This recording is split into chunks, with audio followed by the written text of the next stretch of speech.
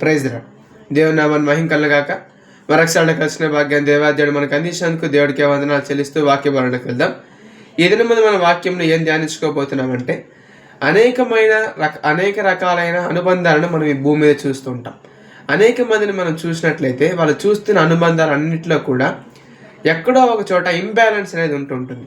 ఏదైనా ఒక రిలేషన్షిప్ బలంగా ఉండాలి అంటే ఇరు పక్కల నుంచి కూడా సమానమైన అభిమానం, సమానమైన ప్రేమ కానీ ఉండగలిగినట్లయితే ఖచ్చితంగా ఆ అభిమానం అనేది బలపడుతుంది, ఆ ప్రేమ అనేది స్థిరంగా ఉండగలుగుతుంది. కానీ ప్రతి ఒక్క విషయంలో ఏం జరుగుతుందంటే యేసు ప్రభుల వారు మనల్ని అమితంగా ప్రేమిస్తున్నారు, మనల్ని ఎప్పుడు కూడా తన వెంటే ఉంచుకోవాలనుకుంటున్నారు. కానీ మనం ఏం చేస్తున్నాం?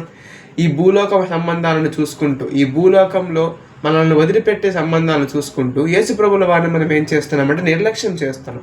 కాబట్టి దేవుడు మనకు చూపిస్తున్నంత ప్రేమను మనం తిరిగి ఆయనకు చూపించలేం. కానీ మన వలన అయినంత వరకు మాత్రం దేవుని ప్రేమిద్దాం. దేవుని ప్రేమించడం అనగా ఆయన ఆజ్ఞలను పాటించడమే. కాబట్టి ప్రతి ఒక్కరూ కూడా ఈ లోక సంబంధాలు ఏవి కూడా మనం ఎంత రిస్క్ అయితే తీసుకుంటామో వాళ్ళు మన కోసం అంత రిస్క్ తీసుకోరు.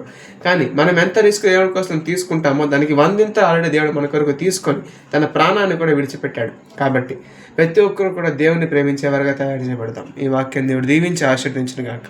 ఆమేన్.